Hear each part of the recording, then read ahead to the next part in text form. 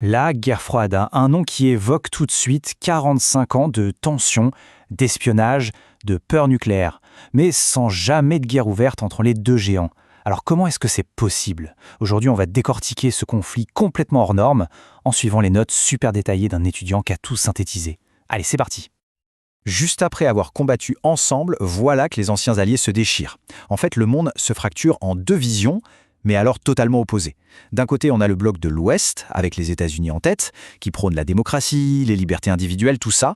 Et de l'autre, c'est le bloc de l'Est, mené par l'URSS, qui impose un modèle radicalement différent. Parti unique, contrôle de l'État. C'est vraiment le choc de ces deux mondes qui va définir les 45 années qui suivent.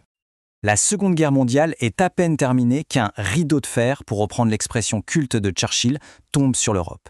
La méfiance devient la norme absolue. On va voir comment, en seulement quelques années, ces anciens alliés sont devenus des ennemis jurés, prêts à tout pour imposer leur vision du monde. Alors là, à Washington, l'inquiétude commence à monter sérieusement. On a l'impression que les Soviétiques cherchent à étendre leur influence partout où ils le peuvent. La réponse américaine, elle, ne se fait pas attendre et elle est cinglante.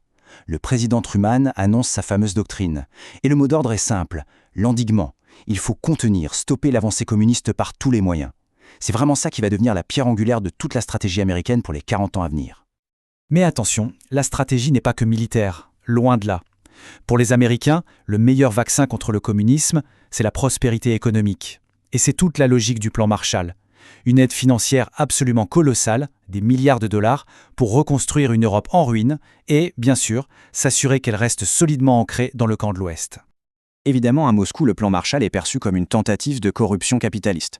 La riposte est donc immédiate, c'est la doctrine Jdanov. Le monde est maintenant officiellement divisé en deux camps ennemis, le camp impérialiste américain contre le camp anti-impérialiste soviétique.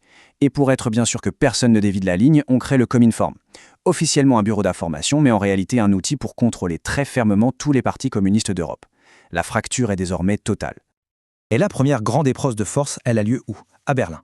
Pour tenter de chasser les Occidentaux de la ville, Staline ordonne un blocus total de Berlin-Ouest. Plus rien ne rentre, plus rien ne sort par la route. La réponse de l'Ouest est audacieuse, spectaculaire même, un gigantesque pont aérien.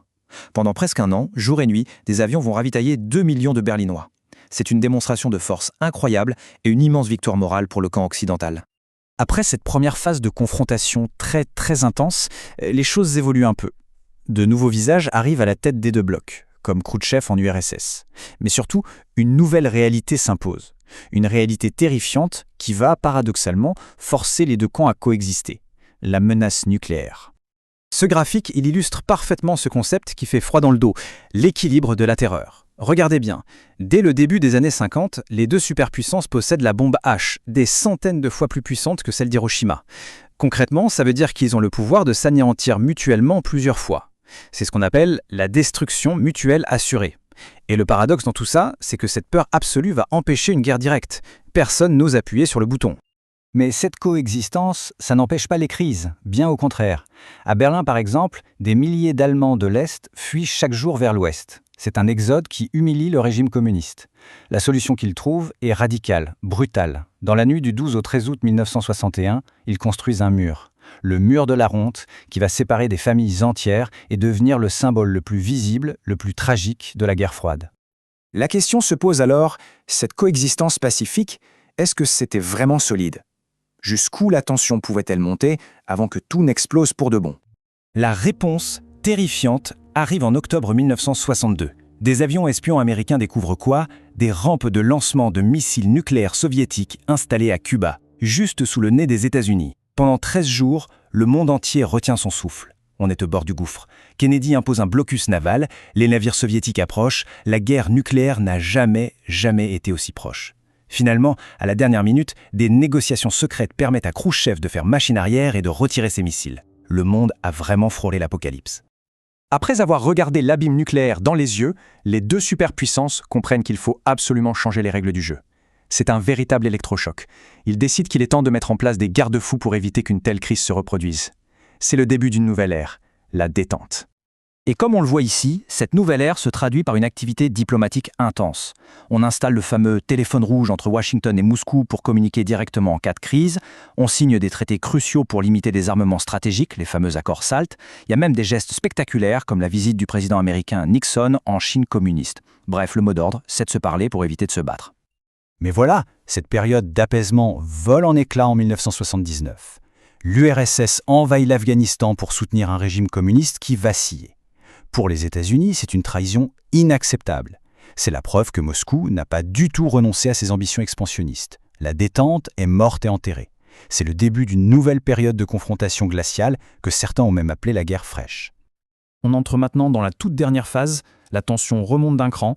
On a des dirigeants comme Reagan qui qualifient l'URSS d'empire du mal, mais pendant que les deux géants se toisent à nouveau, des craquements commencent à se faire entendre de l'intérieur.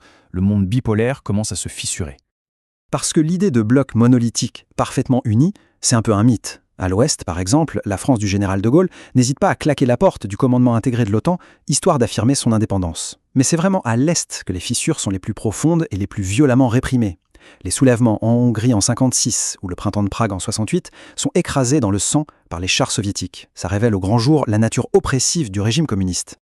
Et puis, en 1985, un homme arrive au pouvoir à Moscou et il va absolument tout changer. Mikhaïl Gorbatchev. Il voit bien que le système soviétique est à bout de souffle, qu'il est sclérosé, en faillite.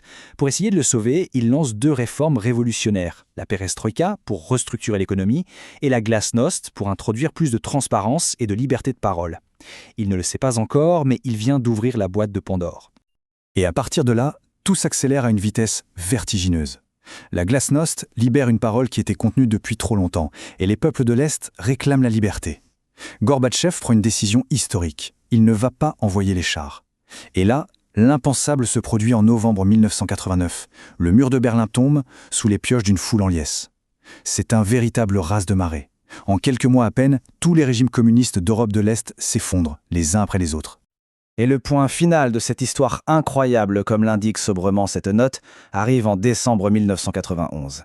L'URSS, la superpuissance qui a fait trembler le monde pendant des décennies, est officiellement dissoute. Le drapeau rouge est descendu du Kremlin. C'est terminé. La guerre froide est finie. C'est la fin d'un monde.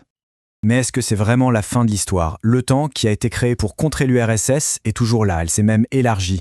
Les milliers d'ogives nucléaires, elles, existent toujours. De nouvelles tensions apparaissent, qui rappellent parfois étrangement cette époque. Alors la vraie question à se poser, c'est est-ce qu'on est vraiment sorti de la logique de la guerre froide, ou est-ce que son héritage continue de façonner notre monde, peut-être aujourd'hui plus que jamais?